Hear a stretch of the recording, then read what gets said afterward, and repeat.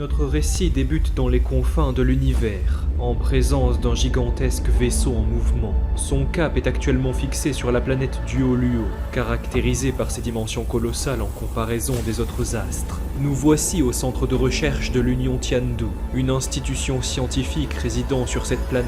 L'expérimentation de dégèlement vient de débuter. Augmentation lente de la température, ajout de nutriments à haute densité, préparation d'ajout de l'énergie guideuse d'âme. La glace a fondu avec succès, l'échantillon est prêt. Très bien, qu'il commence à injecter les hormones réparatoires. Bien reçu, le matériel a été préparé. Rapport d'urgence! La tige de la seringue n'a pas été capable de percer la peau du sujet d'expérimentation! Attends, comment est-ce possible? Vite, qu'ils utilisent davantage d'énergie pour la ramener à la vie de force!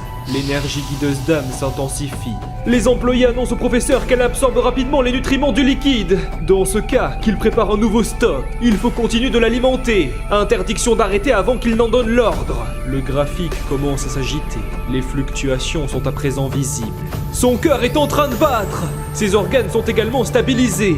Sur la table d'opération, le sujet de l'expérimentation ouvre peu à peu les yeux. Qu'ils ajoutent de l'oxygène en vitesse! La dame, fraîchement éveillée, est troublée par son manque de compréhension.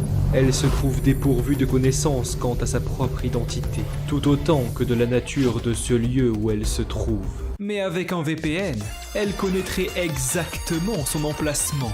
Un VPN est l'un des meilleurs moyens pour se protéger des hackers et des sites malveillants. Et sachant qu'on est tous fans de manga et manhwa par ici, tomber sur des endroits louches est vite arrivé, si vous voyez ce que je veux dire. Voilà pourquoi je vous parle de CyberGhost VPN qui est le sponsor de cette vidéo. VPN signifie réseau virtuel. Pour faire simple, lorsque vous vous trouvez dans un lieu public, comme un aéroport, une gare ou un fast-food, vous utilisez en général le réseau public. Le problème, c'est que les Wi-Fi publics ne sont franchement pas sécurisés. Et un VPN vous permet justement de protéger toutes vos informations personnelles. Votre vraie adresse IP et vos données sont cryptées. Cela est utile lors de déplacements, mais aussi chez soi pour les personnes en télétravail. CyberGhost VPN peut aussi vous servir à accéder à des contenus géobloqués, car il est courant pour les services de streaming d'animés tels que Crunchyroll de restreindre la visibilité de leurs séries en fonction de leurs contrats territoriaux. Il est possible de trouver de meilleurs prix pour acheter des jeux chers, voire bloqués dans votre région, et même obtenir des catalogues de plus de 40 services comme Netflix, Amazon Prime, Disney+, et bien d'autres. Par exemple, avec CyberGhost VPN, vous pouvez regarder des séries disponibles uniquement aux États-Unis, voire même au Japon. CyberGhost permet d'avoir accès à tout le contenu du monde sans limitation. Le logiciel est très facile d'utilisation, et l'un des gros avantages de ce VPN en particulier est qu'ils ont une démarche de transparence. Ils ne collectent pas et ne partagent pas vos données. Un seul abonnement peut protéger jusqu'à 7 appareils en même temps. De cette façon, vous pouvez en faire profiter vos proches, tout en étant disponible sur de multiples plateformes, telles que Windows, iOS, Android et bien d'autres. Alors, si la sécurité est importante pour vous, n'attendez plus. En utilisant le lien placé dans la description et dans le commentaire épinglé, vous obtiendrez une réduction de 83% pour CyberGhost VPN,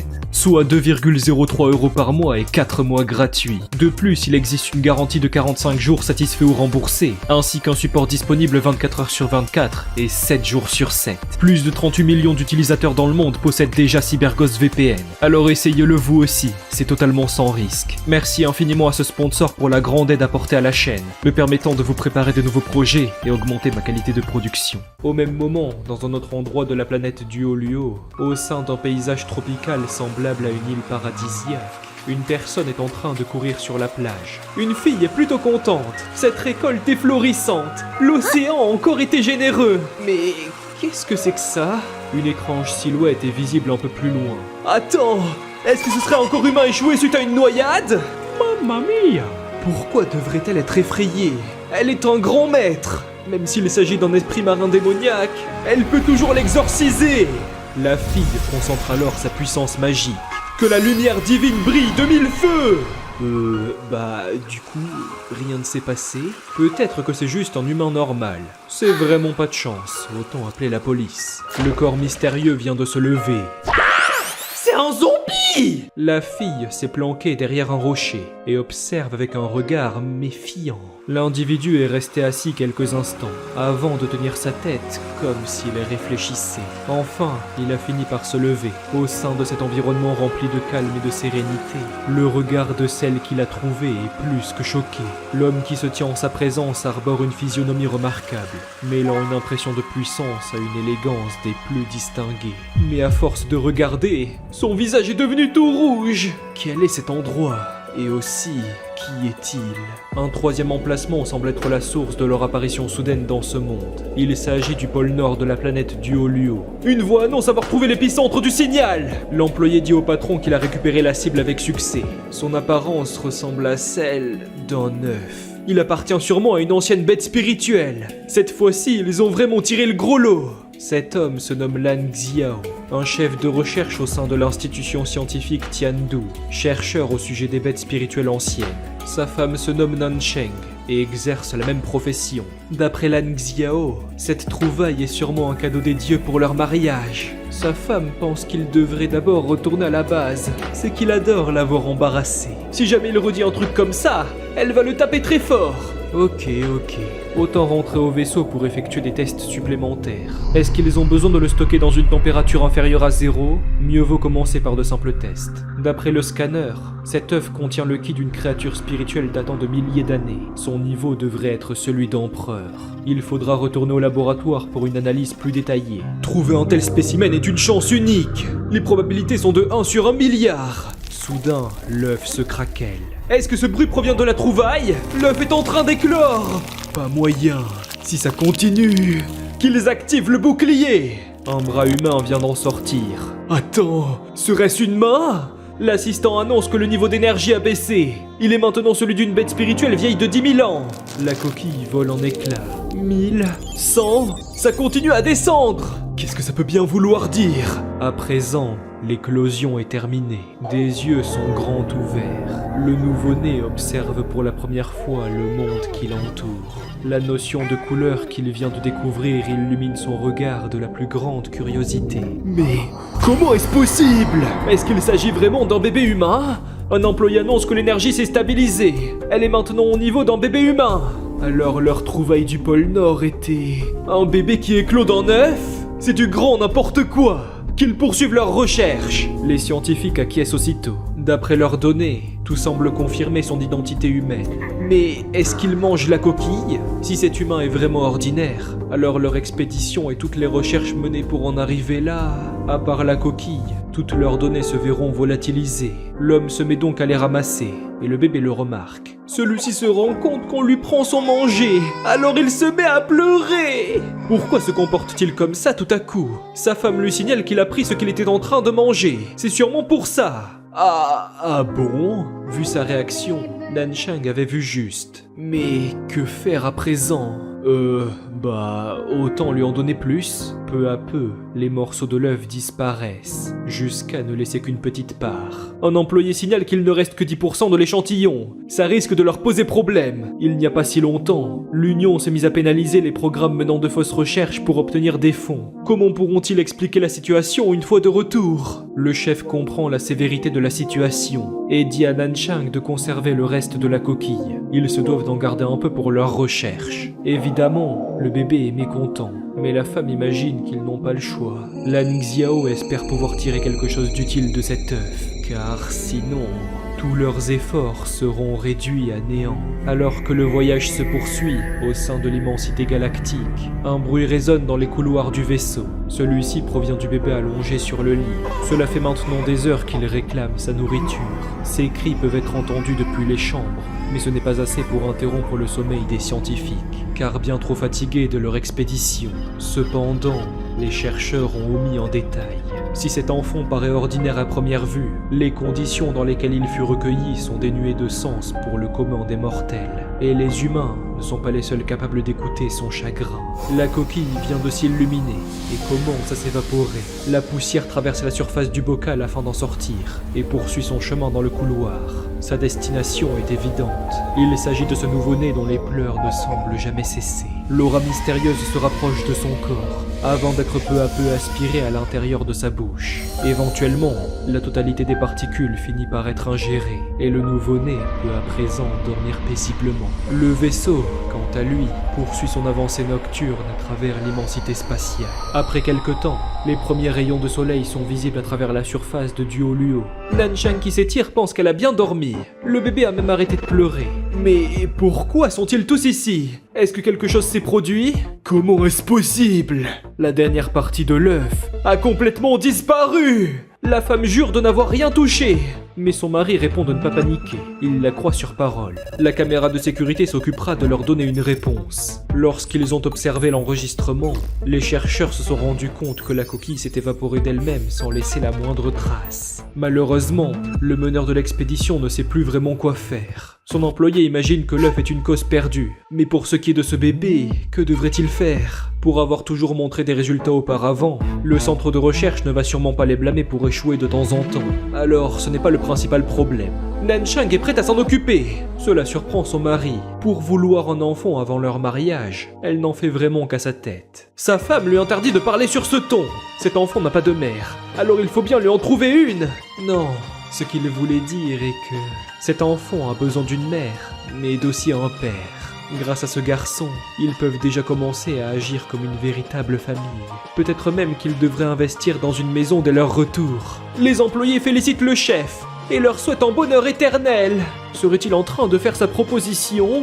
L'homme s'excuse envers les chercheurs qui les accompagnent pour avoir gaspillé leur temps. Mais si jamais ils découvrent quelque chose en rapport avec ce garçon, leurs noms seront crédités au sein des écrits. Les personnes dont il est question le remercient, mais ne rien recevoir leur convient également. Puisqu'il va adopter cet enfant, ne devrait-il pas penser à lui donner un nom ? 3 jours plus tard, l'équipe a ramené l'enfant dans le centre de recherche. En dehors du fait qu'il ne puisse pas identifier l'origine de son ADN, toutes les autres données semblent normales. Personne n'a parlé de la trouvaille de cette expédition. Pour donner une identité légale à ce bébé au sein de l'Union, Lan Xiao et Nanchang se sont mariés le mois suivant, en l'identifiant comme leur fils. Le nom de cet enfant sera donc Lan Xuanyu. 6 ans plus tard, au sein de la planète Duoluo, et plus précisément au centre de recherche de l'Union Tiandu, une femme à la chevelure blanche assise par terre semble observer la fenêtre. Une chercheuse demande à Nana si elle est encore perdue dans ses pensées. Celle-ci qui se retourne se rend compte de sa présence. Son sourire brille aussi intensément que les rayons de soleil qui l'entourent. Cela laisse la chercheuse sans voix, mais elle finit par reprendre ses esprits. Pour l'avoir suivie de si près pendant tout ce temps, elle est à 2 doigts de tomber amoureuse. Aujourd'hui est un grand jour. Nana répond que cela n'est réservé qu'à l'homme qu'elle aime. Et pourquoi cette journée serait si spéciale ? N'a-t-elle pas lu les règles de l'Union ? Après 6 ans d'observation, toute personne non identifiée ne représentant pas une menace, et avec quelqu'un pour témoigner, recevra temporairement le titre de citoyen. Et si tout reste en règle durant 10 ans, la citoyenneté deviendra permanente. En s'occupant de la paperasse aujourd'hui, le statut temporaire lui sera déjà accordé. La femme s'est rapprochée de la fenêtre, encore perdue dans ses pensées. Elle pourrait, elle aussi, faire partie de l'Union.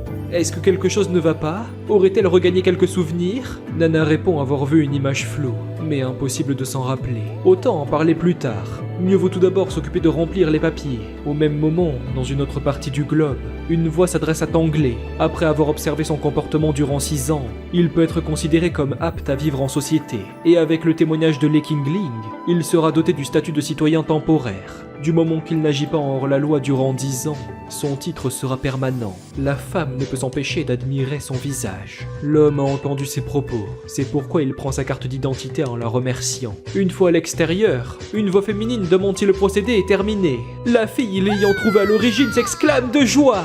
À présent, il sera sienne. Elle peut enfin montrer à tout le monde ce dont elle est capable. Durant les 6 dernières années, elle n'a fait que vivre des galères. Se faire gronder pour avoir ramené à la maison un homme sans habit et non identifié. Être constamment suivi par ce type malgré son manque de savoir-vivre. Ne pas pouvoir trouver de petit ami. Ne jamais pouvoir avoir un instant d'intimité. Mais toutes ces péripéties n'ont plus d'importance. Son plan pour créer une superstar peut commencer dès à présent.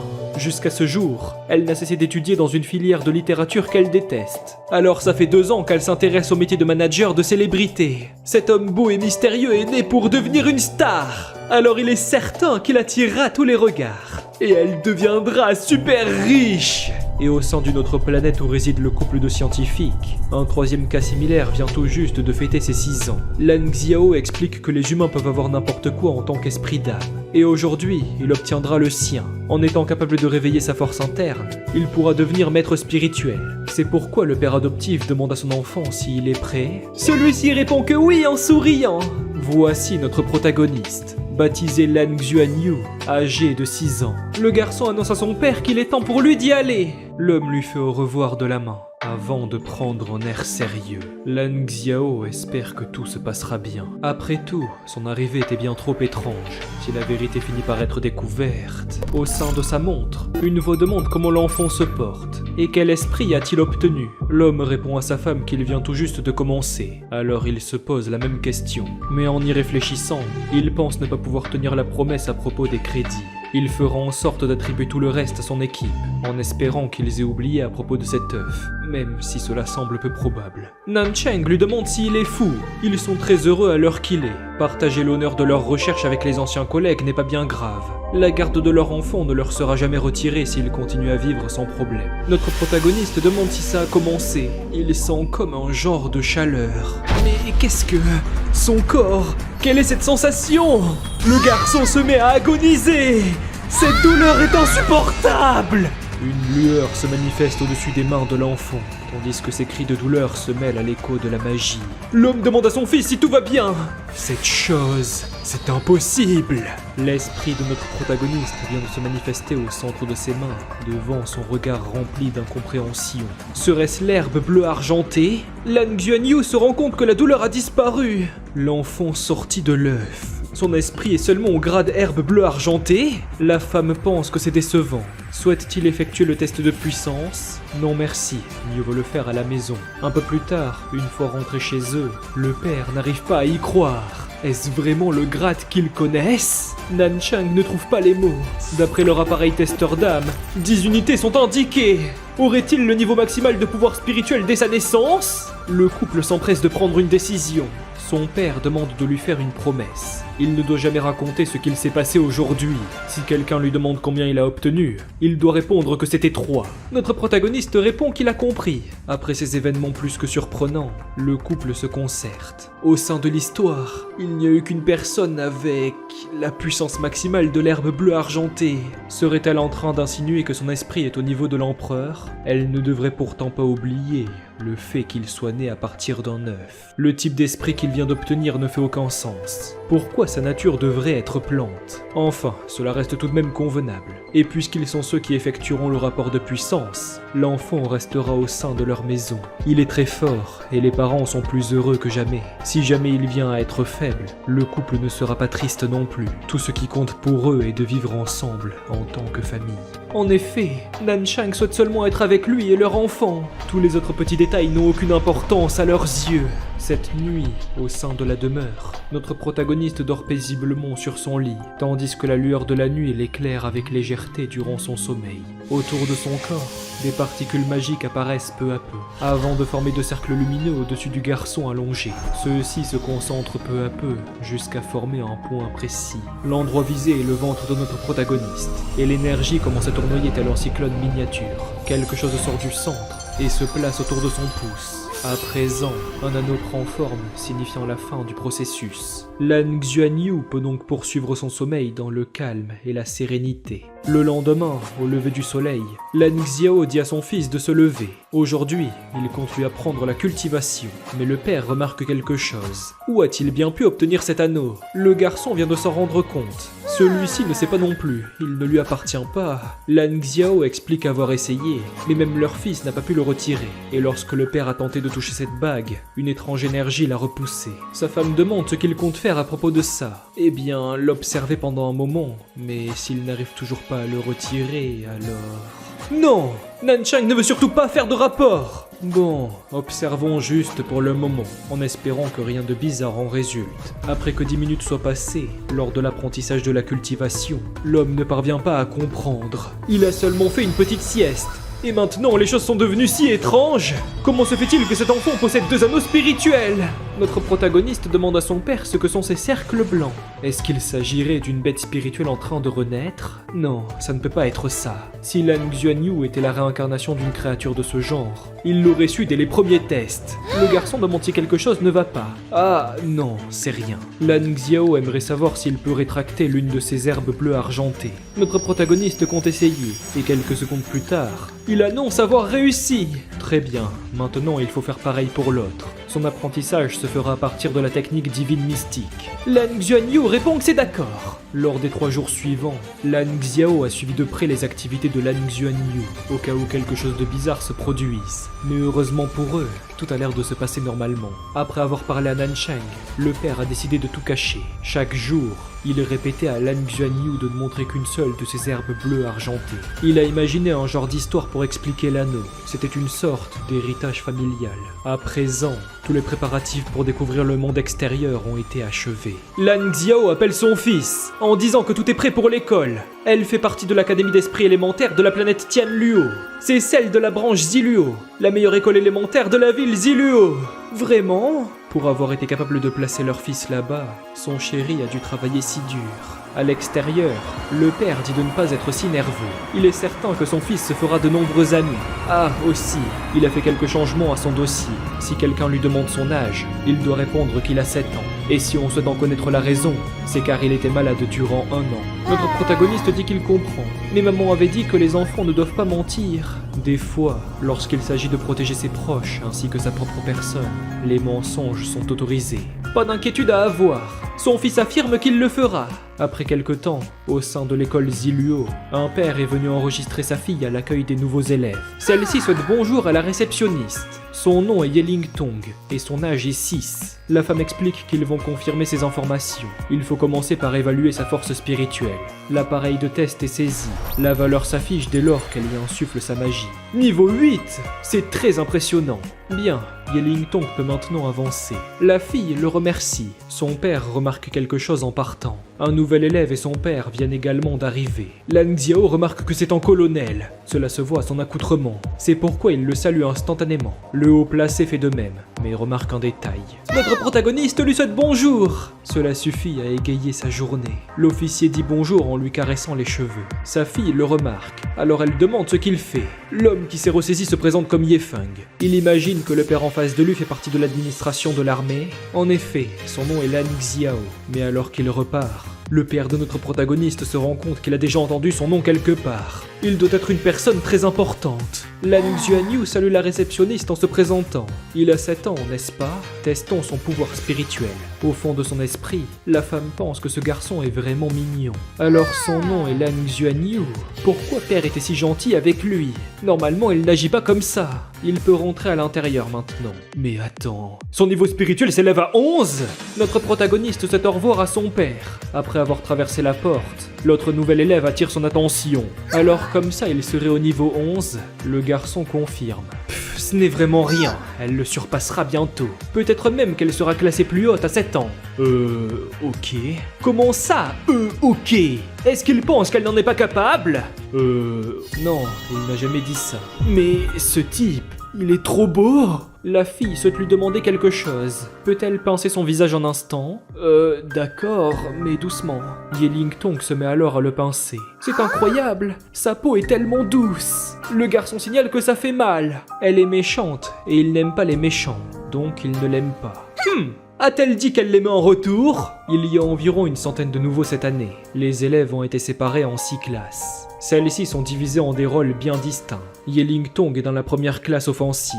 Lan Xuanyu est dans la seconde classe de contrôle. Lors de la soirée, Lan Xuanyu répond qu'il a rencontré beaucoup de camarades de classe. Ils sont tous très gentils avec lui, mais il souhaitait poser une question à son père. Si des gens veulent pincer son visage à nouveau, est-ce qu'il peut dire non? Lan Xiao a du mal à comprendre. Évidemment qu'il le peut, c'est son droit. Le curriculum de l'école est séparé en 2 sections. Lors de la matinée, les maîtres spirituels étudient la théorie essentielle et les différentes bêtes magiques. Lors de l'après-midi, c'est au tour de l'entraînement physique, et plus précisément les combats. Pour les nouveaux, cela consiste essentiellement en de l'athlétisme. Yeling Tong se demande pour qui ce type se prend. Il a osé dire ne pas l'aimer alors qu'elle voulait juste sympathiser. Si c'est comme ça, elle ne l'aime pas non plus. L'enseignante dit de commencer par 3 tours de terrain. Après ça, ils auront droit à une petite pause. Prêt? Partez! Notre protagoniste fait évidemment de même. Le groupe avance peu à peu sur la piste. Yeling Tong vient d'arriver au niveau de Lan Xuanyu. Ce type est beaucoup trop lent. La fille vient de le dépasser, et le garçon a entendu ses pensées. Celui-ci est au courant du fait qu'il soit lent, mais il sera plus rapide avec le temps, il n'y a rien de mal à ça. Yeling Tong est plutôt gêné par le fait qu'il est remarqué. Ça ne change rien au fait qu'il va perdre contre elle. Notre protagoniste ne comprend pas. Depuis quand est-ce une compétition? N'a-t-il pas le moindre désir de gagner? Comment peut-il se considérer comme un homme? En quoi le fait de gagner cette course a un rapport avec le fait qu'il soit un garçon? Ce type! Il ne fait rien pour attendre! Autour de la piste, les examinateurs observent les élèves. Ce Lan Xuanyu court très lentement. Son niveau est classifié 11. Il devrait être plus rapide. Même si c'est le cas, son allure reste constante. Cela n'est pas une mauvaise chose lorsque l'on considère sa personnalité calme et réfléchie. Ah, vraiment? Mais ne serait-ce pas Yeling Tong de la classe 1? Elle a l'air en colère. Se serait-il disputé? La fille hurle vouloir faire un duel contre lui! Sauf que notre protagoniste ne veut pas. Et pourquoi donc? Bah, les gentils garçons ne frappent pas les filles. Sa mère lui a toujours dit de ne pas les maltraiter. Alors il pense pouvoir être capable de la persécuter? Il ne devrait pas inverser les rôles! Le garçon remarque qu'elle se rapproche. Les élèves qui observent sont à la fois impatients et stressés. Le bras de Lan Xuanyu est saisi. Elle va le retourner et lui faire bouffer la terre! Notre protagoniste aimerait éviter d'en arriver là. Alors son énergie se concentre, formant un cyclone au sein de son corps. C'est bien trop facile. Il est clair que ce type n'a aucune expérience de combat. Mais Yeling Tong remarque quelque chose. Cette sensation, pourquoi est-il devenu si lourd tout à coup? À cause de ça, elle est forcée de lâcher prise. Et le garçon l'écrase par terre. Les enseignantes ne comprennent pas. Qu'est-ce qu'il vient de se passer? Le garçon dit à madame que c'est elle qui a commencé. Mais elle n'est même plus consciente. Vite! Qu'il l'amène à l'infirmerie! Un peu plus tard, la fille se demande ce qui a bien pu lui arriver. Elle a de légères fractures aux côtes. Non seulement elle a perdu, mais en plus elle était bloquée sous le corps de Lan Xuanyu. C'est bien trop embarrassant. Yeling Tong n'a pas pu comprendre la raison de sa défaite. Alors elle est partie consulter son père. Eh bien, il est quand même au niveau 11. Sa capacité spirituelle est peut-être avantageuse. Cet enfoiré n'a qu'à attendre qu'elle monte au même niveau. Après ça, elle va le rétamer. Le temps est passé vite. Nous voici à la moitié d'une année plus tard. Aujourd'hui sera le test de fin d'année. Lan Xuanyu est de très bonne humeur, car son père lui a promis que s'il s'en sort bien, il l'emmènera en voyage dans un vaisseau spatial. À l'entrée, Yeling Tong semble l'attendre. Celle-ci prend tout à coup un air hautain, tandis que le garçon ne comprend pas. Est-ce qu'il sait que la classe 1 et la 2 auront bientôt des combats? Lan Xuanyu pense que c'est injuste. Ses camarades n'ont même pas atteint le niveau 11. Il ne le savait sûrement pas, mais elle a passé ce niveau et possède même une capacité spirituelle. Les professeurs souhaitent que les garçons deviennent des gentlemen. C'est donc aux filles de choisir leur adversaire pour l'après-midi. Du coup, ils se reverront après manger. Après ce discours, la fille repart en chantonnant. Aïe aïe aïe aïe, aïe aïe aïe aïe. Durant l'heure du test, les élèves sont amenés vers la piste d'athlétisme. Yeling Tong qui lève la main dit qu'elle choisit Lan Xuanyu. Bon, d'accord, mais elle devrait faire attention. L'enseignante annonce à notre protagoniste qu'elle a été choisie et lui souhaite bonne chance. Ses camarades de classe l'encouragent, tandis que le garçon acquiesce d'un air démotivé. Les deux individus se font à présent face. Cette fois, Yeling Tong compte bien lui montrer ce dont elle est capable. Voici son esprit d'âme, le dragon céleste. Les élèves sont choqués, le type dragon est extrêmement rare. Des écailles apparaissent sur ses doigts et ses yeux deviennent orange. La fille dit à son adversaire de l'activer à son tour. Le garçon le fait aussitôt. Maintenant, elle va lui régler son compte. Notre protagoniste remarque qu'elle arrive. Alors il manipule son herbe bleue argentée. Un tourbillon se forme et une barrière apparaît devant le maître spirituel. Pense-t-il vraiment que ce bouclier aquatique sera d'une quelconque utilité? Activation de l'armure céleste! Elle va seulement l'envoyer valser. Les deux combattants s'apprêtent à se percuter. Le garçon est inquiet, tandis que la fille est décidée. Mais lors de l'impact, Yeling Tong a comme une impression bizarre. Son armure céleste vient de disparaître. À cause de ça, la voilà propulsée par terre. L'enseignante ne comprend pas. Son esprit s'est fait annuler. Notre protagoniste était inquiet pour ça. Elle risque de très mal réagir. Et comme il le pensait, la fille se met à pleurer en hurlant que c'est impossible. De retour chez lui, Lan Xuanyu pense que son entraînement ne se déroule pas bien. Mère a dit qu'il devrait devenir ami avec l'élément de l'eau. Mais comment devrait-il s'y prendre? La sonnette de la maison retentit tout à coup. Yeling Tong lui dit d'ouvrir la porte. Comment peut-elle connaître sa maison? Son père a demandé au professeur avant de l'amener jusqu'ici. Dans ce cas, le garçon compte ouvrir pour le saluer. Maintenant que l'entrée est ouverte, Ye Feng salue notre protagoniste. Celui-ci s'excuse pour sa visite soudaine. Ils sont venus par rapport au combat d'aujourd'hui. Pourrait-il voir son esprit d'âme? Lan Xuanyu répond que ce n'est pas un problème. Et ses parents ne sont pas encore rentrés. Une fois à l'intérieur, Ye Lingtong dit que leur maison est bien plus grande que ce gros nul. Ah, ok.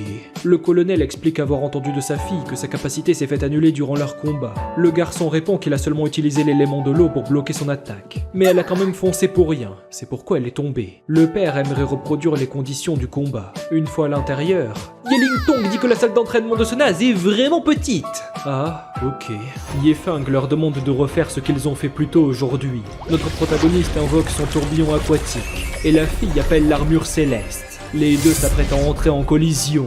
L'homme observe attentivement. Celui-ci utilise ses pouvoirs pour ne manquer aucun détail. Les deux énergies se rapprochent, et lorsque leur surface se touche, l'armure céleste s'évapore. Ça s'est encore annulé? Le garçon remarque qu'elle a été repoussée. Le père se déplace rapidement et s'est occupé de rattraper sa fille. Il semblerait que cela n'a pas été causé par la capacité spirituelle. Mais dans ce cas, quelle en est la raison? Pourquoi son esprit disparaît dès qu'elle se bat contre lui? L'homme demande à Lan Xuanyu de lui montrer son esprit d'âme. Notre protagoniste le fait sans hésitation. Mais c'est... Lorsque l'on regarde de plus près, des marques étranges sont gravées. Ce n'est pas une herbe bleue argentée ordinaire. Ye Feng approche sa main de l'une d'entre elles, et lorsqu'il touche la surface, une sensation étrange le saisit, et une énergie entoure soudainement son corps. Notre protagoniste observe sans comprendre, mais en dehors de ça, pourquoi l'herbe s'enroule autour de son bras? Peu après, une boule d'énergie apparaît au bout de sa main, qui forme un bouclier de glace devant son regard stupéfait. Celui-ci se brise et propulse le garçon. Mince! Pourquoi son esprit d'âme s'est activé tout seul? Lan Xuanyu heurte le mur de la salle, avant de retomber par terre inconscient. Les voilà maintenant dans une situation bien délicate. Quelques secondes plus tard, Ye Lingtong demande à son père ce qu'il a fait. Celui-ci reste bouche bée. Notre protagoniste ne s'est toujours pas réveillé, et sa sieste promet d'être longue. Au milieu du vide spatial, deux forces se cognent, avant de tournoyer jusqu'à l'apparition d'une boule d'énergie. Une fois son expansion débutée, un cyclone apparaît, tandis que les forces gravitent autour, sans jamais s'arrêter. Une voix hurle qu'il est en train de se réveiller. Nanshang demande à son fils comment il se sent. Est-ce que tout va bien? Notre protagoniste répond seulement qu'il a faim. Sa mère qui lui fait un câlin pleure des larmes de joie. Elle est rassurée que tout soit rentré dans l'ordre. Son fils demande pourquoi il était allongé. Après quelques instants, le colonel demande à Lan Xiao de le suivre à l'extérieur. Les deux pères se sont donc réunis sur la terrasse pour parler en tête-à-tête. Ye Feng affirme être désolé. Il prendra l'entière responsabilité pour ce désagrément. Le chercheur le remercie pour son honnêteté. La raison pour laquelle son esprit d'âme s'est libéré est car il n'est pas resté vigilant. Il a senti comme une impression de suppression. La capacité de sa fille a également été annulée, alors... Il suspecte que son fils possède un esprit issu de mutation.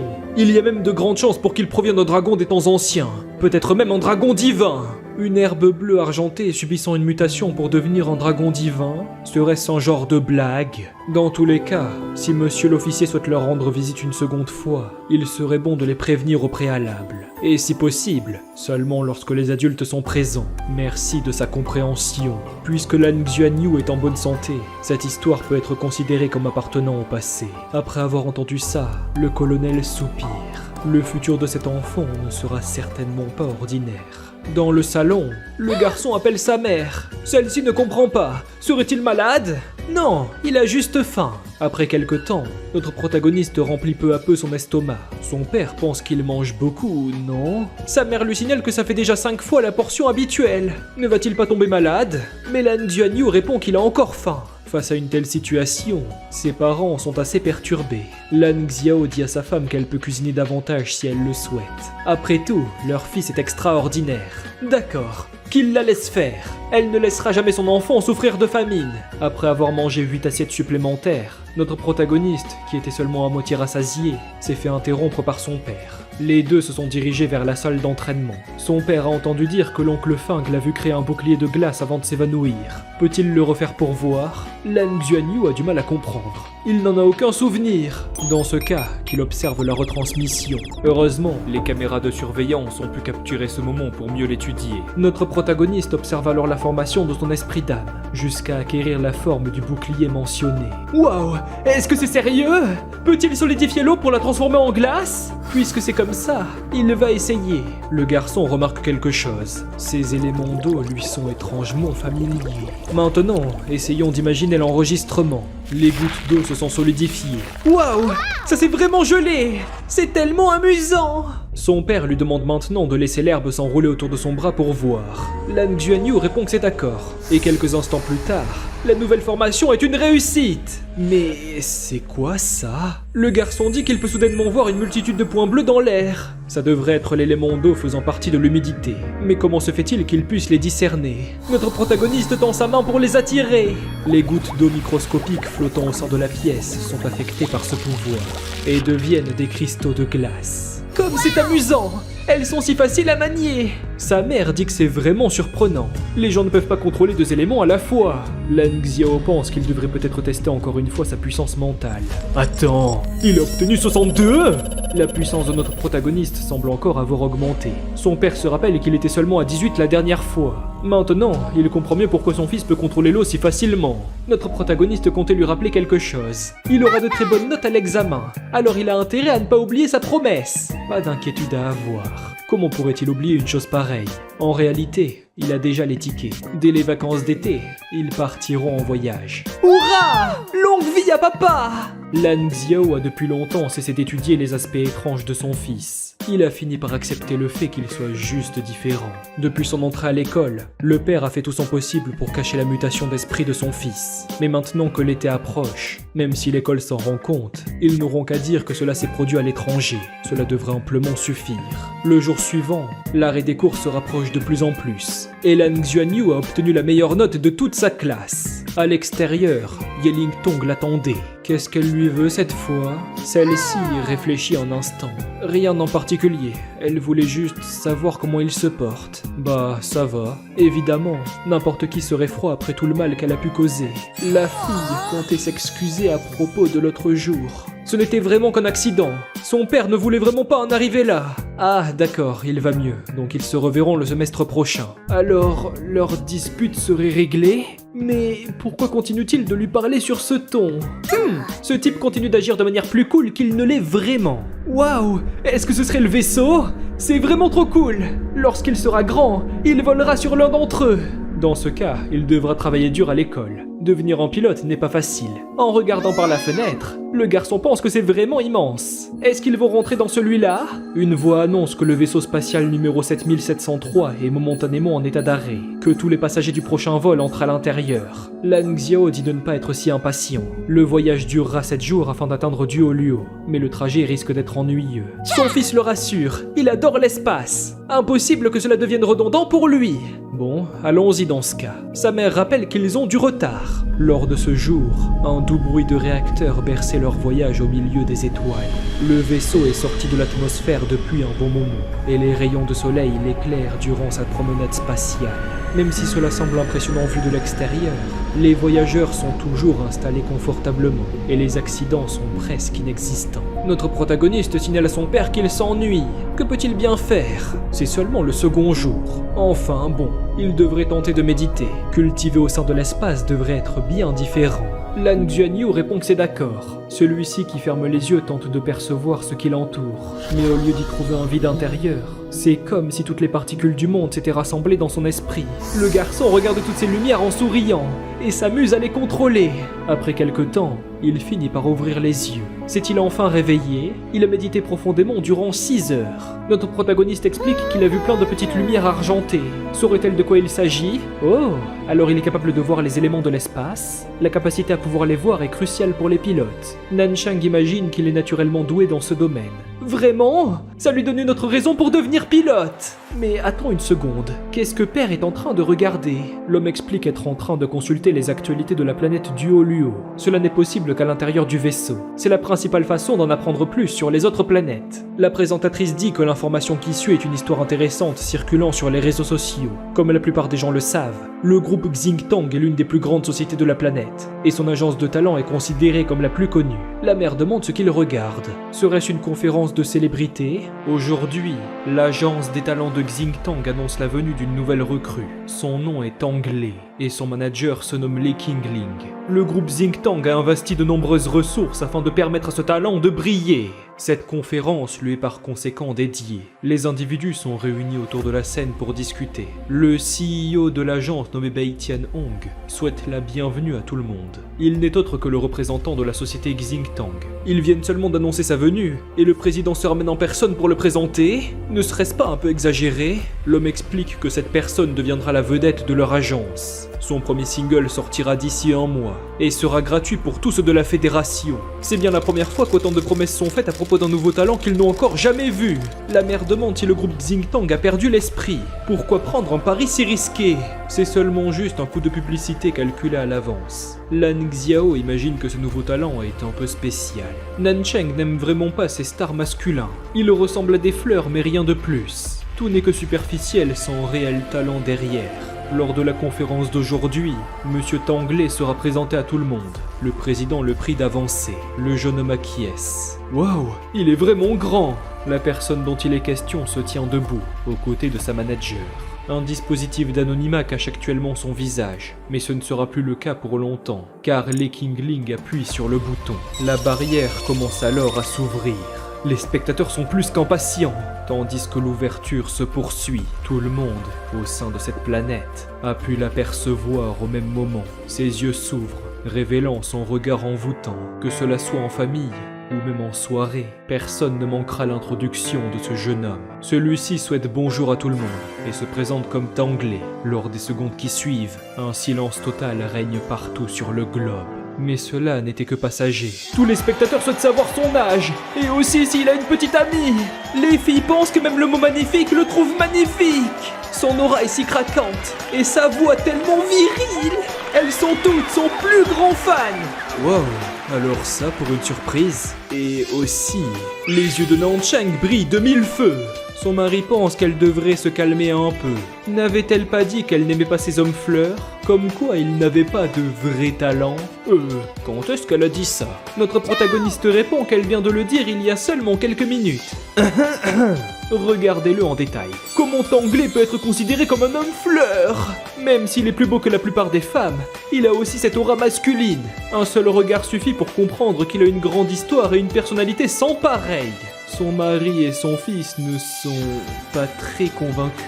Nancheng hurle qu'elle s'en fiche. Personne ne peut l'empêcher d'être fan de ce talent. Ce Tangley sera son idole favorite à partir d'aujourd'hui. Après avoir atterri dans la ville de Tiandu, de la planète Duo-Luo, la famille Lan s'est rendue à l'hôtel pour prendre un peu de repos. Leur premier arrêt sera au musée de l'immigration galactique. Devant les descriptions de la collection, une télé explique que l'herbe bleue argentée est connue pour sa résilience et son aura de vie puissante. Donc, durant le début de la colonisation, cette plante était utilisée pour terraformer la planète. Alors l'herbe bleue argentée est vraiment si utile? Et dire qu'elle peut faire autant de choses! Notre protagoniste n'avait jamais entendu ces informations auparavant. Mais il remarque surtout quelque chose. Une femme étrange se tient debout à proximité de leur emplacement et réfléchit à propos de l'herbe bleue argentée. Son accompagnatrice demande s'il y a un problème. Lan Xuanyu s'adresse à madame, en disant que son esprit d'âme est d'herbe bleue argentée. Celle-ci vient tout juste de remarquer son arrivée. Waouh, ce petit garçon est vraiment mignon. Quel est son nom? Celui-ci répond qu'il se nomme Lan Xuanyu. Mais cela procure une sensation plus qu'étrange à cette femme mystérieuse. L'assistante dit à Nana de regarder. Cet enfant est trop chou. La femme aux cheveux blancs se recroqueville. Quelque chose lui fait terriblement mal. L'autre femme ne l'avait jamais vu se comporter comme ça. Notre protagoniste, quant à lui, l'observe. Nana est perdue dans ses pensées, incapable de pointer le doigt sur ce qui la tracasse autant. La voix de l'enfant se fait entendre. En laissant traîner ses cheveux par terre, elle risque de se salir. Celle-ci relève la tête. Dans la main de Lan Xuanyu se trouve la chevelure de Nana. Le garçon les observe un instant, avant de dire à sa tante que ses cheveux sont vraiment doux. C'est super agréable! Lors de cet instant, le temps s'est arrêté. Les deux êtres surnaturels se sont comme détachés du monde qui les entoure. Et durant cette douce rencontre, leurs regards se sont croisés. Nana décide de retirer son masque. Lan Xiao et sa femme sont plutôt confus. Notre protagoniste dit à sa tante qu'elle est vraiment jolie. Celle-ci, l'observant de ses yeux emplis de bonté, lui retourne le compliment. Après cette discussion, il est temps pour les deux groupes de se séparer. Une fois s'être éloignés, dans un autre endroit du musée, la chercheuse n'était pas au courant qu'elle appréciait autant les enfants. Ou peut-être que le voir a procuré une sensation étrange. Est-ce qu'elle se rappelle de quelque chose maintenant? Nana répond qu'elle ne sait pas. C'est juste que cet enfant lui a comme donné une impression de déjà-vu. Ce n'est pas possible. Vu son apparence, il devrait avoir environ 6 ans. S'ils s'étaient déjà rencontrés par le passé, alors ça daterait d'il y a plusieurs milliers d'années. Ah, l'accompagnatrice s'excuse pour ses pensées déplacées. La citoyenne temporaire, quant à elle, ne dit rien. Celle-ci se contente seulement de réfléchir, en espérant que le vent l'amène naturellement vers la conclusion qu'elle cherche. Après leur passage dans le musée d'immigration galactique, la famille Lan est retournée dans la chambre d'hôtel. La compétence boule aquatique est lancée. Maintenant, les dards de l'eau, les dards de glace. Notre protagoniste vient maintenant de former une lance de glace. Le garçon affirme qu'il peut même créer et dissoudre des murs de glace maintenant. C'est trop cool. Et ils écoutent tout le temps ses ordres. Sa mère ne sait pas trop quoi répondre. Il semblerait que leur fils devienne de plus en plus un genre de génie. Que devrait-il faire? Nanchang n'a plus grand-chose à lui apprendre. Mieux vaut laisser la nature suivre son cours. Actuellement, le plus judicieux serait de trouver un tuteur pour lui apprendre à domicile. La femme aimerait en reparler une fois revenue à la maison. Cela s'annonce compliqué, surtout en termes d'argent. Son mari répond de ne pas s'inquiéter à propos de ça. Les dirigeants souhaitent qu'il parte mener une expédition sur une nouvelle planète. En faisant de nouvelles découvertes, il se verra sûrement attribuer une promotion. Mais pendant combien de temps va-t-il partir? Lan Xiao pense que ça fera entre 3 à 6 mois. Ce voyage sera un peu plus long que d'habitude. Il était inquiet à l'idée qu'elle ne le laisserait pas partir. Mais en acceptant, il s'empressera de signer le contrat une fois rentré. Leur famille sera bien récompensée pour ce travail. Cela devrait amplement suffire pour un tuteur. Au même moment, dans une autre chambre, la femme de tout à l'heure qui s'est assise semble avoir de nouvelles absences. Ou plutôt, elle ne cesse de repenser au visage de ce garçon. Si seulement elle pouvait caresser sa peau douce. Si seulement il pouvait être son enfant. Un peu plus tard dans la journée, Nana demande si elle peut leur rendre visite dans le futur. Lan Xiao s'excuse. Ils vivent sur la planète Tianluo et ne sont ici que pour les vacances. Ce n'est pas grave, elle peut venir jusqu'à cet endroit. Ah bon? La femme réfléchit un instant, avant de s'excuser. Peut-être que c'était un peu déplacé. Elle ne sait pas pourquoi, mais depuis qu'elle a rencontré Lan Xuanyu, elle a pu ressentir un genre de connexion. Le père demande à Madame Nana de se calmer un instant. Si cela les intéresse, elle peut devenir son professeur. Nana affirme être un maître spirituel. Sérieusement? Et quel esprit d'âme possède-t-elle? La femme mystérieuse explique connaître un style ancien d'arts martiaux. Et son esprit d'âme, c'est le contrôle de l'élément aquatique. Quelle coïncidence! La rencontrer 2 fois le même jour sans le vouloir. Posséder un élément aquatique. Elle apprécie Lan Xuanyu et souhaite devenir son enseignante. En additionnant tous ces incidents, cela a tout sauf l'air d'une coïncidence. L'homme aimerait connaître sa profession actuelle. Nana répond qu'elle est professeure. Elle enseigne à l'Institut technologique de Tiandu. Son domaine est celui des compétences de combat. Voici son appareil de communication. Son identité devrait être dessus. Seuls les gens importants bénéficient du privilège d'avoir leur identifiant marqué sur une carte. Et cette information devrait être fiable. C'est une affaire d'information personnelle. Normalement, Lan Xiao ne laisserait jamais quelqu'un toucher son appareil de communication. Mais pour son fils, il a décidé de pondérer la question. Nana, 25 ans, une enseignante pour l'académie Tiandu, dans la filière des combats anciens. Son rang professoral est de 3. Le père lui rend son appareil. Il la remercie pour son honnêteté ainsi que l'amour qu'elle porte envers leur fils. Cependant, leur famille n'est pas dans une bonne situation. Ils ne pourront pas se permettre de payer ses enseignements. La femme répond qu'elle ne souhaite pas d'argent. Elle veut seulement entraîner ce garçon. Attends, est-elle vraiment sérieuse? Après cette révélation, un léger silence règne. Nana s'excuse si cela paraît bizarre, mais elle jure ne pas avoir de mauvaises intentions. Elle peut aussi leur prouver ici et maintenant qu'elle a le talent nécessaire pour lui apprendre. Après ces paroles, une lueur se manifeste au bout de sa main, et l'eau de la fontaine s'élève de manière artistique. Une tornade aquatique? Depuis une telle distance, son contrôle est incroyable. Maintenant, la puissance déployée est encore plus haute, et l'eau change constamment de forme. Un phénomène étrange se produit. L'eau vient de se changer en dragon? Ça ressemble presque à un vrai. Et quelques secondes après, une multitude de ses semblables le rejoignent, en gravitant autour du noyau d'énergie. Oh mon Dieu! Il y a 9 dragons d'eau!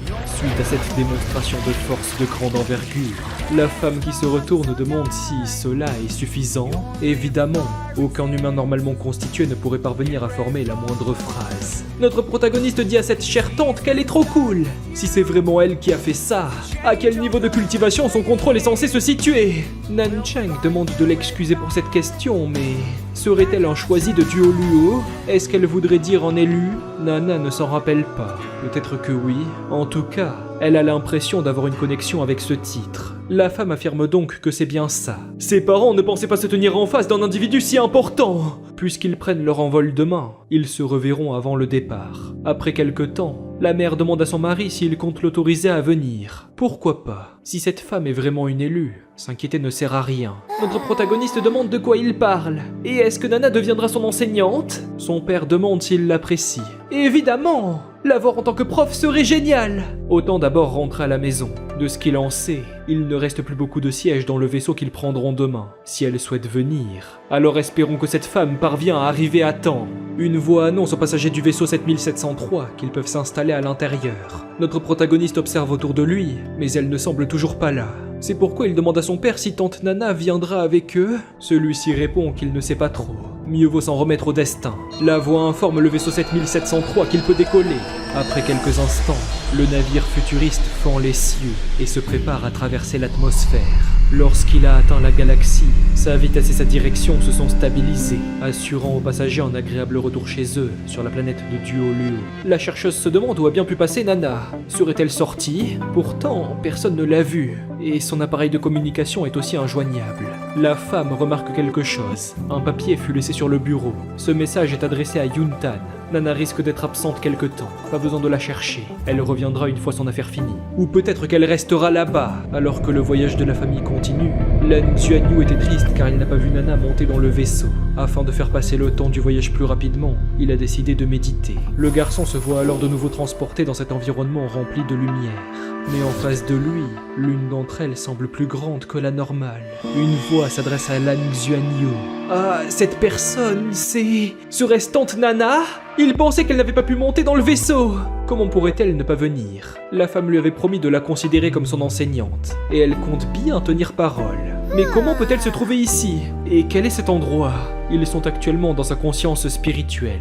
Il comprendra une fois que son niveau aura augmenté. Nana se trouve dans un autre étage du vaisseau. C'est pourquoi elle ne peut le voir qu'ici. Notre protagoniste lui demande alors si elle sera vraiment son enseignante. Est-ce qu'il aimerait que ce soit le cas? Évidemment! Il l'appellera Madame Nana à partir de maintenant! La femme ne peut s'empêcher de sourire. Maintenant qu'elle est devenue sa prof, qu'est-ce qu'il souhaiterait apprendre? Eh bien, Lan Xuanyu ne sait pas. Le garçon se met à réfléchir un instant et se rappelle de cette fille. Est-ce que Madame Nana sait comment se battre? La femme imagine que c'est le cas. Mais le fait de combattre n'est-il pas mauvais? Eh bien, cela dépend de sa raison pour agir ainsi. S'il se bat pour protéger les gens qu'il aime, alors c'est une bonne raison. Si des méchants embêtent sa mère, ne voudrait-il pas la protéger? Pour ce faire, il faut en avoir les capacités. Du coup, ça voudrait dire qu'il doit s'entraîner et cultiver pour protéger ses proches? En effet, cela peut être perçu de cette façon. Mais la femme se met à réfléchir. Protéger les gens qu'elle aime. Le garçon demande si quelque chose ne va pas.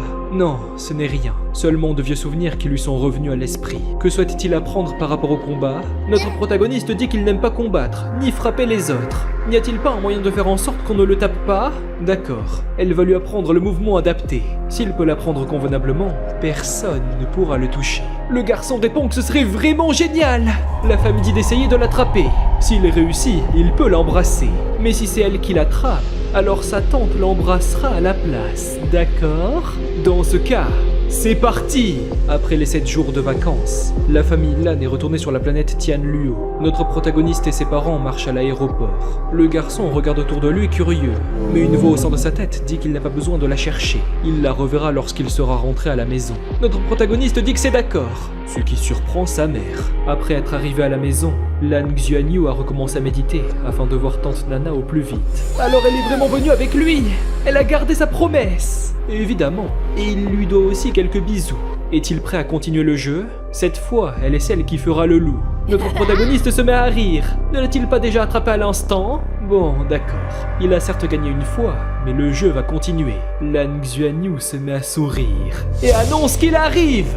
Mais sa tentative fut esquivée en une fraction de seconde. Ce genre de ruse ne marchera plus contre elle. D'accord.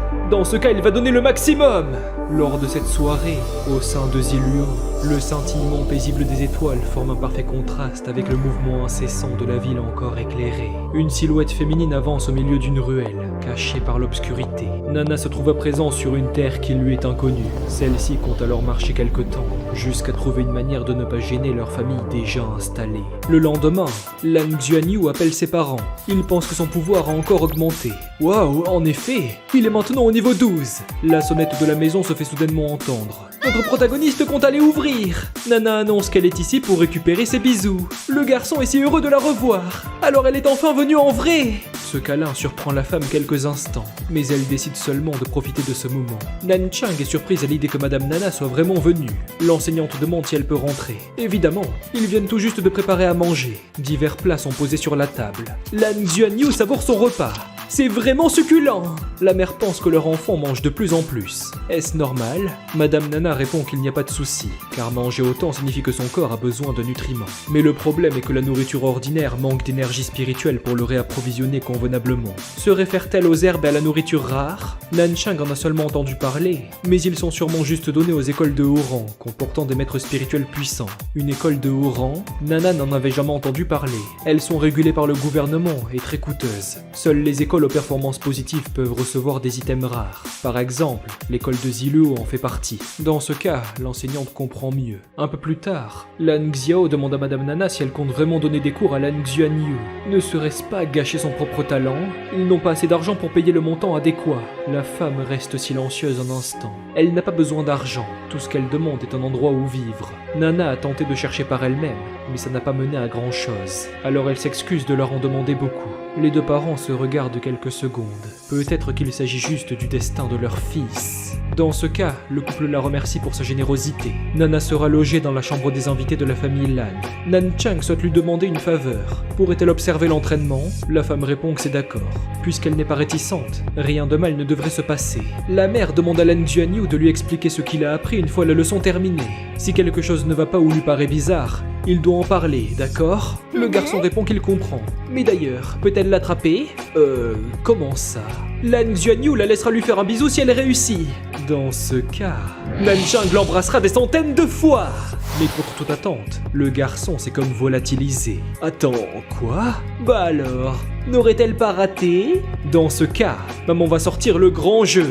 Celle-ci concentre son esprit d'âme, lui permettant de bouger plus rapidement. Mais même avec ça, son fils esquive chacune de ses tentatives. Notre protagoniste annonce qu'elle a perdu. Pour ne pas avoir pu l'attraper, c'est lui qui fera un bisou. Cette technique d'esquive n'est clairement pas normale. Quand a-t-il appris ce genre de mouvement? Lan Xuanyu explique donc à sa mère ce qu'il s'est passé sur le chemin du retour. Madame Nana lui a tout appris au sein de sa tête. Elle est capable d'entrer au sein de la conscience spirituelle d'une personne et de lui donner des leçons? Quelle puissance d'esprit serait nécessaire pour accomplir une telle prouesse? Si c'est vraiment le pouvoir de Madame Nana, Nan Chang n'ose pas imaginer à quel point elle est forte. Une voix demande à Lan Xuanyu s'il est prêt pour le cours d'aujourd'hui. En voyant l'enseignante arriver, la mère s'empresse de la saluer. Elle n'a pas à s'inquiéter, Nana compte tout lui enseigner. Elle peut même participer. La femme explique à Lan Xuanyu que le plus important pour lui actuellement est d'établir une bonne fondation. Alors aujourd'hui, ils commenceront par quelques exercices de résistance, d'accord? L'élève demande ce que cela signifie. Elle va faire en sorte de libérer un peu de pression dans sa puissance spirituelle, et il utilisera la sienne pour y résister. Avec le montant de résistance adéquat, cela permettra de stimuler son potentiel caché. La pression, n'est-ce pas un peu dangereux? Nana répond qu'il ne devrait pas y avoir de problème. Elle peut aussi faire l'exercice. Maintenant qu'ils sont en place, Madame Nana leur dit d'invoquer leur esprit d'âme. Celle-ci laisse émaner sa puissance. Ça arrive. Heureusement, elle peut tenir le coup. Notre protagoniste ressent cette impression étrange. L'enseignante lui conseille de ressentir le changement dans sa force d'esprit. Il faut tenter de le contrôler sans le faire disparaître. Il doit faire en sorte qu'il reste sur le chemin adéquat. Lan Xuanyu utilise la technique de Xuan Tian en appelant l'élément d'eau pour former un bouclier capable de résister à la pression. Après quelque temps, la distribution de la pression s'est mise à varier. Elle n'était plus appliquée de manière égale. À la place, certains endroits étaient plus concentrés et d'autres délaissés. Lan Xuanyu utilisait les éléments autour de lui pour se protéger des points de pression. L'enseignante pense qu'il est très intelligent, mais après quelque temps, le garçon commençait à fatiguer. Nan Chang avoue ne plus pouvoir tenir le coup. Madame Nana répond de s'arrêter là. C'est car elle ne s'entraîne pas assez. Sa cultivation a fini par se bloquer. La mère dit qu'elle comprend. De toute façon, elle est juste une employée ordinaire. Notre protagoniste respire avec difficulté. Celui-ci regarde Madame Nana et avoue qu'il n'en peut vraiment plus. Mais contre toute attente, le sourire que son enseignante arbore pourrait le motiver, même lors du pire supplice. Il peut encore tenir, qu'elle recommence. Une lueur apparaît et sa main s'illumine. Lan Xuanyu vient d'activer son second esprit d'âme, ce qui décuple sa puissance. Attends, 2 herbes bleues argentées? Sa mère observe stupéfaite. L'énergie de droite se met à monter, et il en est de même pour la gauche. Ces 2 puissances se sont déplacées jusqu'au centre de son corps, et s'apprêtent à entrer en collision. L'enseignante pense que c'est terrible. De l'énergie apparaît sur la paume de sa main. La femme tente d'interrompre sa magie. Nanchang demande ce qui est arrivé à Lan Xuanyu. Pourquoi a-t-il l'air de souffrir autant? Son esprit d'âme dédoublé crée une énergie étrange. La seconde source présente dans son corps se réveille, mais elle combat contre la première déjà activée. Ça risque d'être dangereux. Nanchang demande ce qu'il devrait faire. L'enseignante demande de faire silence quelques instants. Elle réfléchit à la solution. Actuellement, elle essaye de faire en sorte que les 2 énergies se compensent entre elles. Peu après, les 2 esprits d'âme forment un cercle parfait. Et dans l'absence d'une collision, leur chemin s'aligne, formant un anneau qui disparaît au loin. Nanchang est inquiète pour Lan Xuanyu, mais heureusement, tout semble être rentré dans l'ordre, et le garçon se voit plongé dans un sommeil profond. Quelques instants plus tard, au sein de la demeure, Madame Nana explique que 2 vagues d'énergie résident dans son corps. L'une est dorée et l'autre est argentée. Chacune possède une grande puissance. Elle ne sait pas pourquoi, mais ces énergies lui sont étrangement familières. Peut-être était-ce la raison pour son impression de connexion avec Lan Xuanyu. Lorsque ces 2 énergies sont stimulées au même moment, elles prendront le contrôle du corps de Lan Xuanyu. Ce moment est le plus dangereux. L'enseignante compte faire en sorte d'altérer ces 2 énergies. Peut-être qu'il existe un moyen pour qu'elles s'entendent entre elles, mais cela semble compliqué pour l'instant. Le père demande si leur fils sera en danger. Actuellement, ce n'est pas le cas, et elle compte dès à présent chercher le moyen de l'aider. Maintenant que c'est dit, Madame Nana retourne aider Lan Xuanyu à faire circuler l'énergie de ses méridiens. Celle-ci utilise ses mains pour administrer les soins. Grâce à sa magie, cet enfant se remettra vite de cet incident. L'enseignante réfléchit un instant. Pourquoi ressent-elle une connexion avec ces 2 énergies? Quelle peut bien être cette sensation familière? Malheureusement, aucun souvenir ne lui revient en tête. Mais attends une seconde, cet anneau, depuis quand est-il là? Lors de cet instant, un phénomène surprenant se produit. C'est si froid et ça fait mal. Pourquoi des chaînes se trouvent ici? La main portant l'anneau se rapproche. Et peu après, seul l'objet flotte vers Madame Nana, jusqu'à soudainement disparaître. Cet anneau, est-ce qu'il lui appartiendrait par le passé? La bague s'illumine un instant et commence à s'évaporer jusqu'à arriver dans la main de la femme. Celle-ci lui fait aussitôt changer de forme et son expression devient plus sérieuse que jamais. Madame Nana se téléporte autre part et alors qu'elle survole la ville, son énergie se concentre de plus en plus. Maintenant, elle s'en rappelle. Le mécanisme de l'anneau s'active. Son nom n'est autre que la lance diviseuse de paradis. Les yeux de la femme s'illuminent et une brèche se forme dans les cieux. Les journalistes ont une annonce très importante. Une vague d'énergie surnaturelle est apparue au-dessus de la ville. La fédération s'occupe de former des équipes pour investiguer l'incident. Il est fortement conseillé de rester chez soi, jusqu'à ce que la cause de ce phénomène soit identifiée. Madame Nana est déjà retournée dans la chambre depuis longtemps, et l'anneau se replace automatiquement autour du doigt de Lan Xuanyu. À présent, la femme qui s'en va lui souhaite de faire de beaux rêves. 3 jours plus tard, alors que Lan Xuanyu se réveille, son ventre ne cesse de gargouiller. Notre protagoniste hurle à sa mère qu'il a faim. Un grand bol de nourriture lui est donné. Waouh, c'est super bon. Qu'est-ce que ça peut bien être? Eh bien, c'est... Il s'agit du tendon d'une grande bête spirituelle. La qualité est moyenne, mais cela reste mieux que rien. Malheureusement, Nana n'a pas pu trouver mieux. Dans la cafétéria d'une académie de maîtres spirituels, les cuisiniers se demandent comment c'est possible. Où a bien pu passer le tendon de dragon de la nuit dernière? Il l'avait préparé pour le principal.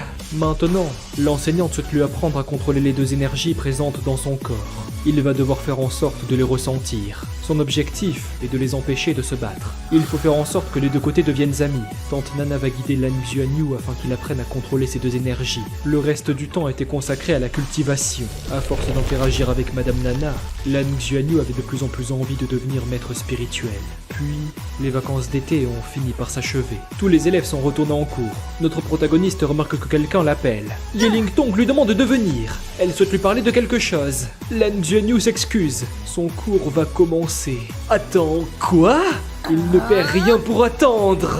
L'enseignant souhaite leur faire passer un petit test, histoire de s'assurer qu'ils ne se sont pas reposés sur leur laurier ces vacances. Ils feront des duels lors de la classe d'entraînement de combat cet après-midi. Il y aura une petite compétition entre la classe 1 et la classe 2. Tout le monde aura sa chance de montrer ses progrès. Notre protagoniste pense savoir de quoi cette fille souhaitait parler. Maintenant qu'ils sont tous là, l'enseignante va annoncer les règles. Chaque classe enverra un élève à la fois. Le perdant sera disqualifié et le gagnant reste sur le terrain. La classe présente jusqu'à la fin l'emportera.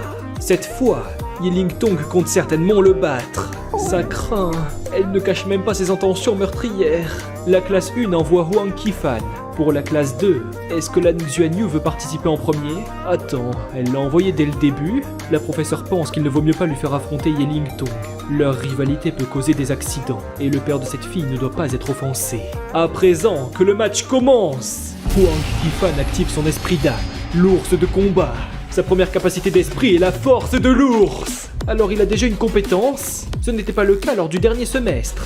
L'enseignante de la classe 1 dit que c'est très important d'avoir un bon départ. Ne pense-t-elle pas la même chose? Est-ce qu'elle pense avoir gagné d'avance? L'adversaire se rapproche de notre protagoniste. Le garçon le voit arriver. Son adversaire tente de le griffer, mais l'attaque est esquivée sans difficulté. Et une fois cela fait, Lan Xuanyu utilise son herbe bleue argentée. En visant le sol, de la glace apparaît sous les pieds ennemis. Attends, quoi? Est-ce qu'il peut geler une flaque d'eau?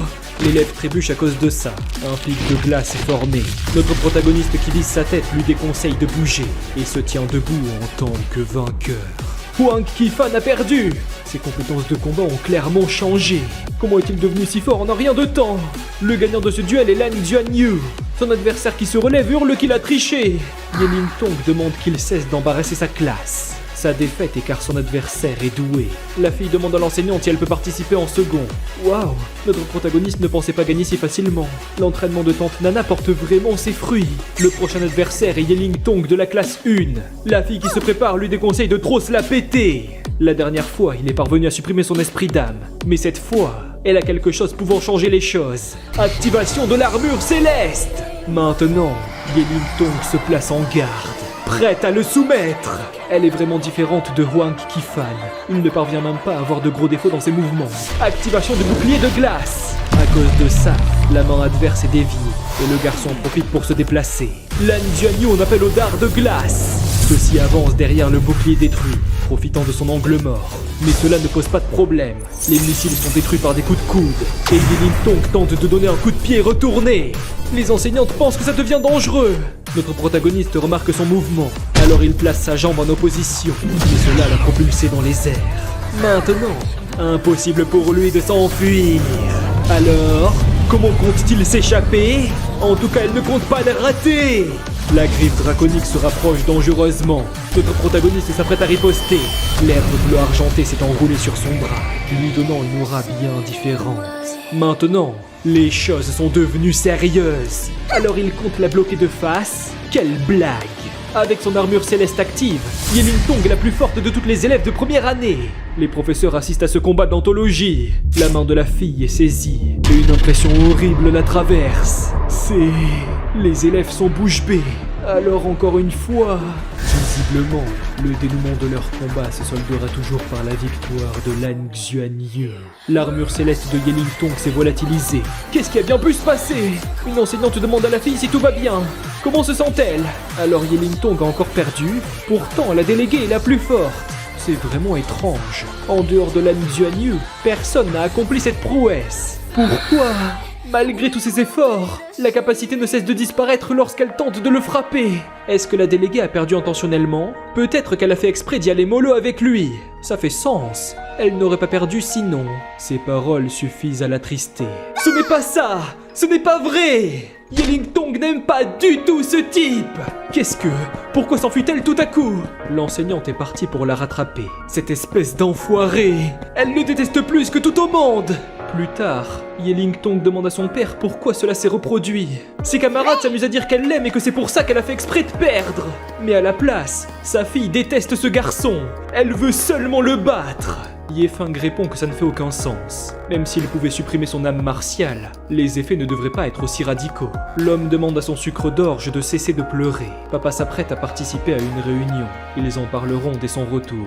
Un soldat salue le commandant et ajoute qu'ils sont tous à l'intérieur. Parfait, commençons la réunion. Ils devraient tous connaître l'importance de cette mission. L'escouade de dragons féroces sera chargée de l'accomplir.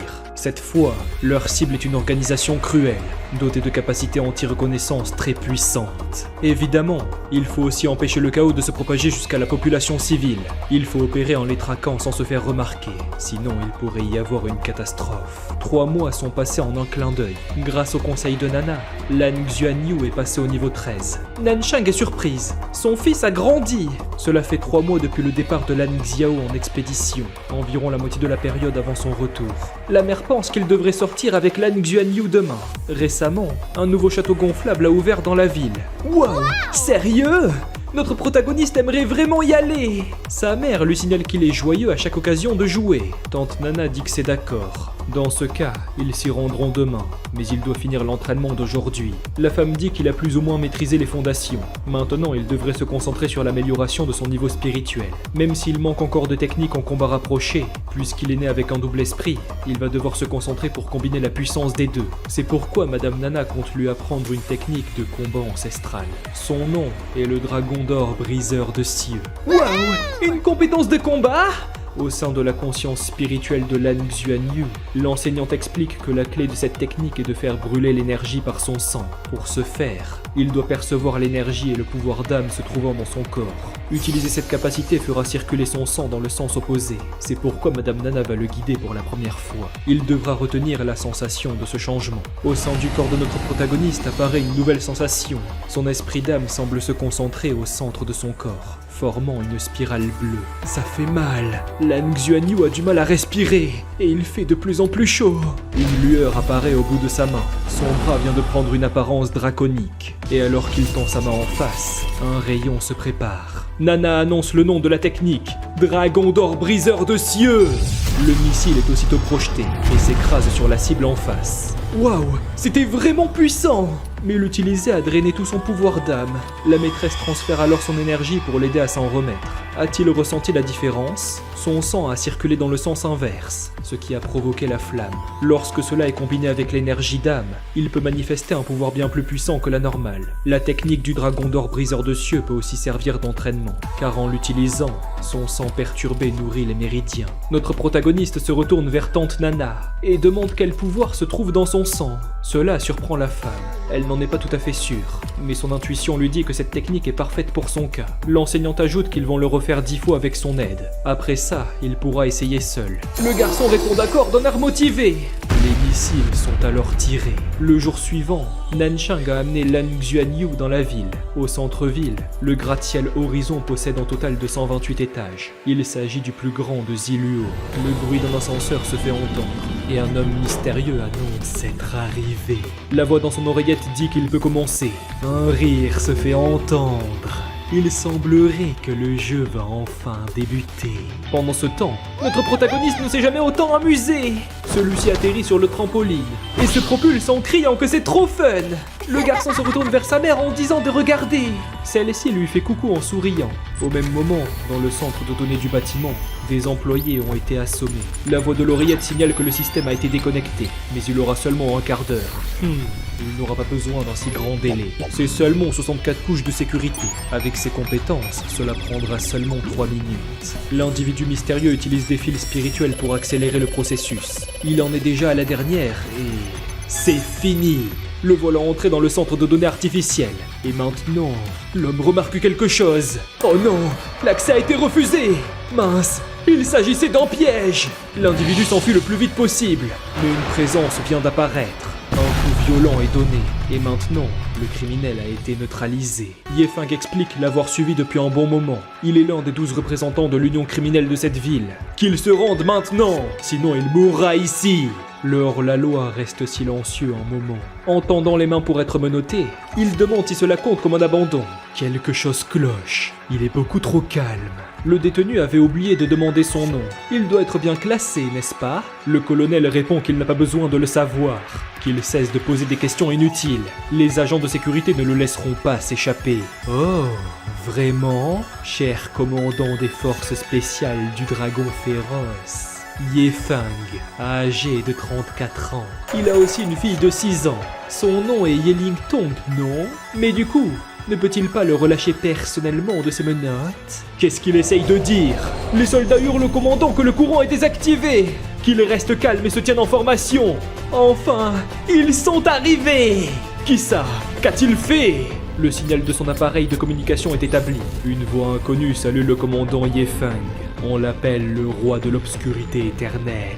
Les informations qu'il possède sont véridiques, mais leur cible n'a jamais été le centre de données. Les soldats ne comprennent pas.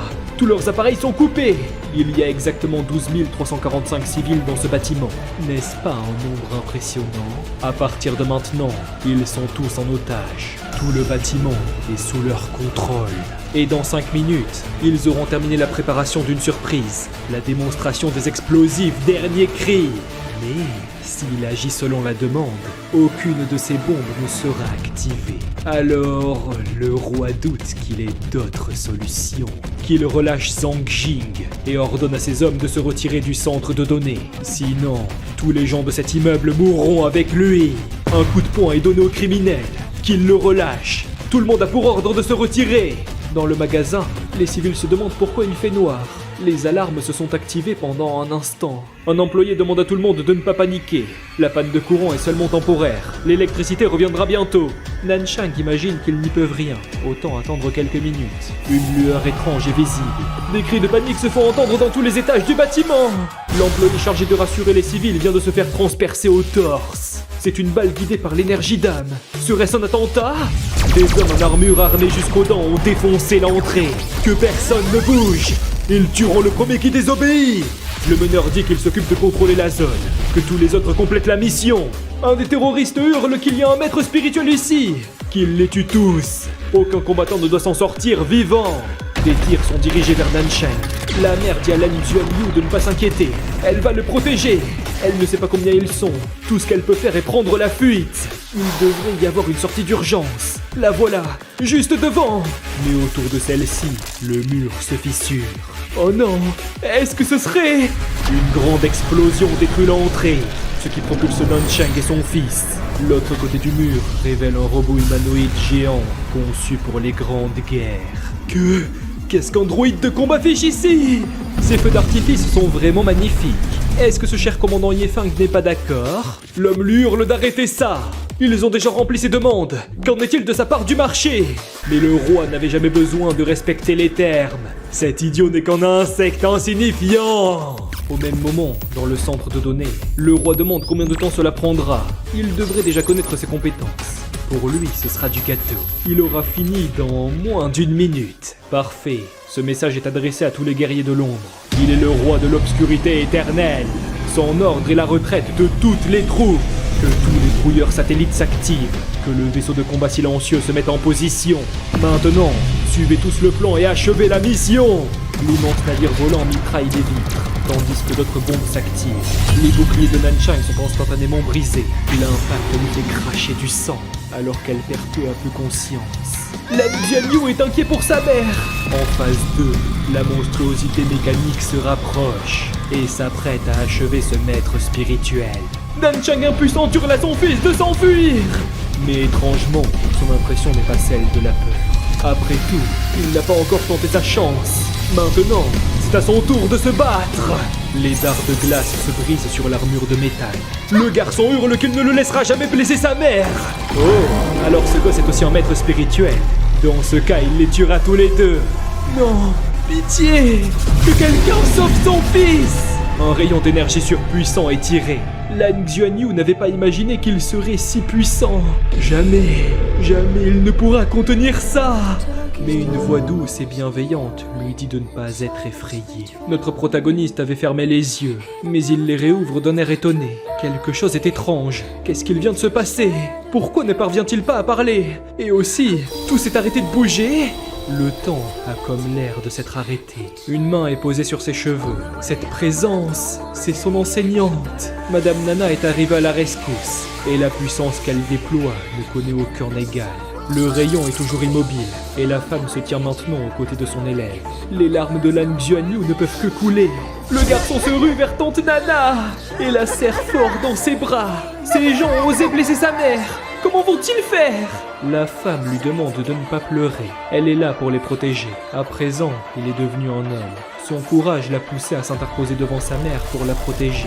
Et pour ces gens qui ont eu l'audace de s'en prendre à ses proches, le robot est toujours immobile. Nana compte se débarrasser de cette vermine sans daigner bouger de son emplacement. La machine est éclairée par une lumière étrange et se voit aussitôt désintégrée. Tout l'immeuble est entouré d'une aura indescriptible. Les citoyens se rendent compte qu'ils peuvent de nouveau bouger. Les terroristes et le droïde, ils sont tous partis. Nanchang hurle le nom de son fils. Celui-ci la remarque. Alors il la prend aussitôt dans ses bras. L'enseignante les félicite tous les deux pour leur performance. La douleur vient de disparaître. Madame Nana possédait aussi des compétences de soins. Les civils pensent que la présence de cette femme a tout changé. C'est sûrement elle qui les a sauvés. Elle était la seule à pouvoir bouger. Parmi tous ceux qui ont osé s'en prendre à Lan Xuanyu, aucun n'en ressortira vivant. Pour l'instant, cet enfant devrait la suivre. Il s'agit de l'option la plus sécurisée. Cette dame est extrêmement puissante. Mieux vaut s'en remettre à son expertise. Nanchang s'adresse à son fils. En restant proche de tante Nana, elle sera rassurée pour lui. La sauveuse porte à présent le garçon. Celui-ci la remercie de tout son cœur pour les avoir sauvés. Cela suffit à la réchauffer. Bien, maintenant qu'ils se sont occupés de cet endroit, tous les autres ennemis seront anéantis. Pendant ce temps, au sommet de l'immeuble, Zhang Jing dit qu'il est presque arrivé jusqu'au vaisseau. Ses forces de l'ordre sont vraiment incompétentes. La mission est un succès total. Mais du coup, qu'est-ce que son cher roi pense d'un feu d'artifice pour célébrer leur victoire? C'est quelque chose dont tous les habitants de la ville des ombres seraient fiers. Qu'il la ferme et se contente d'entrer dans le navire. Ne sait-il pas à quel point les anciens de la Fédération sont forts? Cet idiot devrait pourtant savoir que le pavillon divin de la secte Tang est encore dans les parages. Si la mort l'intéresse, il n'a qu'à sauter de l'immeuble. La cité n'ira pas le suivre dans ses idioties. L'homme répond que ce n'était certainement pas ses intentions. Il se retire immédiatement. Par contre, il a perdu le contact avec l'escouade numéro 4. Impossible de savoir ce qu'il s'est passé. Le roi répond d'oublier ça pour l'instant. Le réacteur va atteindre ses limites. Il est grand temps de quitter la planète Tianluo. Activation de la cape de discrétion. Dès qu'ils auront quitté l'atmosphère, plus rien ne pourra leur arriver. Au milieu du vacarme de la fusée, un point lumineux apparaît. Cela n'est nul autre que l'enseignante, accompagnée de son élève. Les deux observent le vaisseau prenant la fuite. Alors comme ça, ils souhaitent déjà partir. Madame Nana touche l'anneau de son élève, et celui-ci se dématérialise. Grâce à ça, elle peut le rediriger vers sa cible, formant un rayon lumineux au centre de sa main. La lance diviseuse de paradis se dirige peu à peu vers sa destination. Malgré la puissance des réacteurs du vaisseau spatial, celle-ci le rattrape de plus en plus. Dans le vaste ciel étoilé, le navire ennemi s'est échappé de l'atmosphère depuis bien longtemps. Pourtant, l'arme divine l'a rattrapé avec une grâce infinie. Et à leur rencontre, une lumière incandescente s'est révélée, illuminant doucement la surface du globe tel un balai céleste envoûtant. Sous une explosion étincelante, Madame Nana pense que tout est terminé. Désormais, les tourments sont loin derrière, emportés par le vent de la résilience. La poussière de la lance diviseuse du paradis est revenue jusqu'au pouce de Lan Xuanyu, avant de reformer l'anneau. Notre protagoniste demande à tante Nana ce que cela peut être. Ah, ça, la femme imagine que c'est un genre de feu d'artifice. Malgré la beauté de cette scène, Nana se retourne. Il reste un dernier détail à régler. Après avoir illuminé les cieux de son pouvoir, toutes les formes de vie malicieuses au sein de l'immeuble Horizon se voient désintégrées, comme si cette histoire n'était qu'un mauvais rêve. Yefeng n'a pu que regarder de loin. Ses yeux n'ont pas pu lui donner la moindre explication de ce miracle. Le vaisseau ennemi a été détruit. Dans un autre bâtiment, à proximité de l'immeuble Horizon, une personne est entrée par effraction au sein d'une chambre d'hôtel. Détruit. Il n'y a plus rien. Qui a bien pu faire ça? S'il n'avait pas sa cape d'invisibilité, cette énergie spirituelle l'aurait désintégré. C'est bien trop flippant. Depuis quand la ville de Ziluo possède un tel protecteur? L'homme s'adresse au roi de l'obscurité éternelle. Quelque chose de terrible est arrivé. Le vaisseau fut détruit en un instant. Cette attaque terroriste a choqué la planète entière. Les militaires ont repris le contrôle de l'immeuble Horizon. Les autorités comptent encore des blessés. L'équipe de démineurs s'est occupée de retirer la centaine de bombes restantes qui n'avaient pas explosé. Les officiers de la Fédération sont furieux et ont ordonné une investigation afin de retracer l'emplacement de la ville des ombres. Ils ont également essayé de rassurer et d'offrir des compensations aux familles de victimes. Plus tard, dans une salle d'interrogatoire, un agent s'adresse au commandant Yefeng. Ils ont enregistré l'intégralité de cette discussion. Mais malheureusement, il va devoir être placé dans une cellule durant quelque temps, jusqu'à ce que l'affaire soit finie. Le colonel répond avoir compris d'un air dépité. Il est ensuite amené pour sa garde à vue. Au même moment, dans la demeure de la famille Lan, quelqu'un sonne à la porte. Alors ils ont fini par venir jusqu'ici. À l'entrée, deux silhouettes sont visibles. Yuntan demande à Nana pourquoi elle s'est installée sur la planète Tianluo. Sa citoyenneté n'est pas encore permanente. Elle n'était pas encore supposée pouvoir partir. La femme demande ce qu'ils font ici. À propos de ça, l'assistante imagine qu'elle est au courant pour l'immeuble Horizon, n'est-ce pas? Voici l'enregistrement. Cela a été capturé par les satellites suite à la restauration des interférences. Était-ce vraiment elle? La chercheuse a du mal à y croire. Nana confirme. Attends, alors elle est vraiment aussi forte que ça? C'est pourquoi aucun de leurs tests n'a fonctionné sur cette femme. Le meneur du groupe s'avance et demande à ce qu'elle revienne avec eux quelque temps sur la planète Tiandu pour une enquête. Et que ferait-il si jamais elle refuse? Une impression étrange saisit le détective. Les agents la pointent de leurs armes, mais l'homme ordonne d'arrêter. Elle n'est pas une personne pouvant être affrontée. Cette femme est... Elle est comme un puissant fond d'énergie spirituelle. Le négociateur demande de ne pas se méprendre. Ce qu'elle a accompli au bâtiment était juste. Elle a empêché l'Union de subir une grande humiliation. Il espère seulement qu'elle accepte de répondre à des questions. La femme répond qu'elle n'en a pourtant pas envie. Serait-ce à cause de ce petit garçon?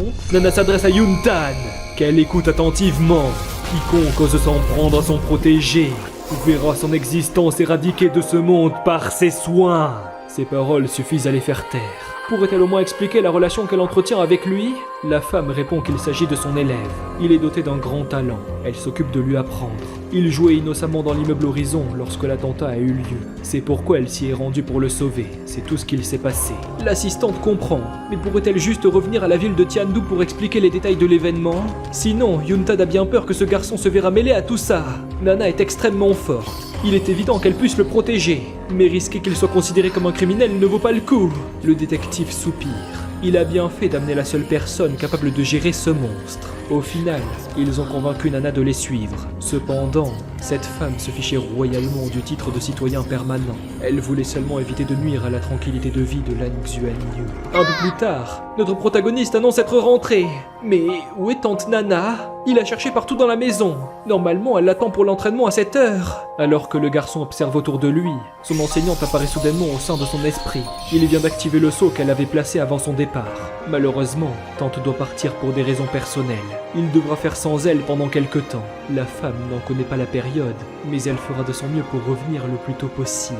Notre protagoniste ne s'y attendait pas, et avant même qu'il puisse dire quoi que ce soit, l'enseignante se volatilise. Lan Xuanyu hurle à tante Nana d'attendre!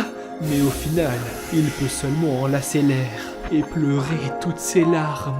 Depuis avoir été séparé de tante Nana, Lan Xuanyu était profondément déprimé durant une semaine. Mais il a gardé les mots de son enseignante à l'esprit et a continué son entraînement intense de cultivation.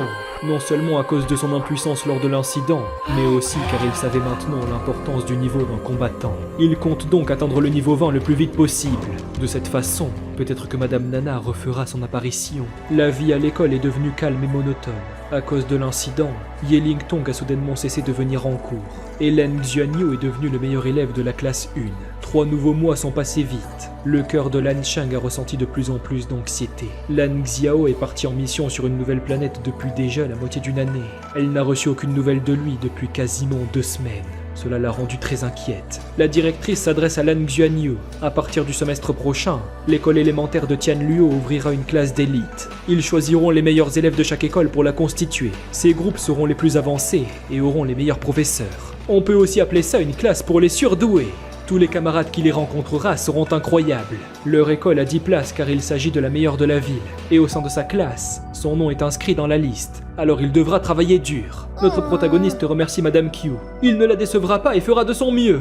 Une classe pour les meilleurs élèves. Lan Xuanyu pense que ça a l'air incroyable. Mais une voix familière l'appelle par son nom. Yeling Tong lui demande s'il est revenu de sa pause. La fille qui se rapproche explique vouloir lui parler. Notre protagoniste se demande ce qu'elle va raconter. Mais son interlocutrice regarde ailleurs un instant. Le garçon ne comprend pas. Elle est venue pour lui dire qu'elle trouvera un moyen de le battre.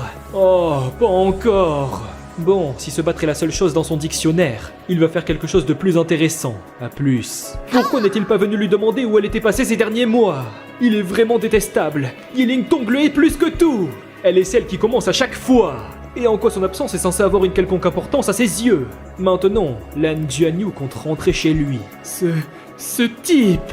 La fille reste muette quelques secondes, avant d'éclater en sanglots, sans pouvoir faire cesser ses larmes.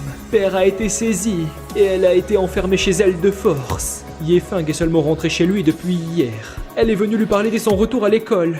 Elle voulait juste sympathiser, mais il l'a ignorée. Est-ce vraiment tout ce qu'elle représente pour lui? Un pot de colle? Est-ce qu'il la déteste vraiment autant? Cet enfoiré de Lan Jianyu, il ne perd rien pour attendre. Ce n'est pas fini. Durant les vacances, Lan Jianyu a mis au point un planning pour ses entraînements et a fait en sorte de le respecter de manière très stricte. Cela passait par de la méditation, ainsi que de l'activité physique. 1 mois et demi plus tard, il a enfin atteint le niveau 14. Nansheng lui rappelle que l'école reprend demain. A-t-il bien tout préparé? En effet, il comptait même faire un peu de méditation ce soir. À l'entrée de la maison, des bruits de pas se font entendre et une clé se rapproche de la serrure. Le garçon qui se relève dit que c'est son père. Alors il est enfin rentré à la maison. Celui-ci pense que son fils est devenu un peu plus lourd. L'homme regarde sa femme dans les yeux et dit qu'il est rentré à la maison. Nansheng qui se retourne imagine qu'il s'est enfin souvenu du chemin jusqu'à chez lui. Enfin, il n'a sûrement pas encore eu son dîner. Alors sa femme va lui préparer quelque chose. Lan Jianyu dit à son père qu'il a beaucoup manqué à maman. Elle ne cessait de penser à lui tous les jours. Lan Xiao se dirige alors dans la cuisine et appelle sa femme. Mais celle-ci ne prononce pas le moindre mot. L'eau continue de couler sur les aliments, et la maison de la famille Lan se voit enveloppée d'un voile de tranquillité. Et à l'intérieur, le couple profite de leurs douces retrouvailles. Ce soir, leurs étreintes répétées seront le langage muet de leur amour profond et éternel. Lan Xiao s'excuse, il est désolé pour l'avoir inquiété. Nansheng lui demande de ne pas partir aussi longtemps la prochaine fois. Oui, l'homme lui promet. Lan Jianyu a enfin pu partager un nouveau repas avec son père, et leur famille ne s'est jamais sentie aussi unie. Merci à CyberGhost VPN pour avoir sponsorisé cette vidéo. N'oubliez pas de cliquer sur le lien dans la description et les commentaires épinglés afin de bénéficier d'une réduction exclusive aux abonnés de la chaîne. L'application protégera vos données pendant que vous naviguez et vous donnera un accès complet à tout le contenu bloqué sur internet pour seulement 2,03 € par mois. C'est totalement sans risque, alors allez le tester par vous-même. Si vous avez envie de soutenir mon travail, n'hésitez pas à aller voir mon Patreon. Et sur ce, on se retrouve pour la prochaine. Ciao.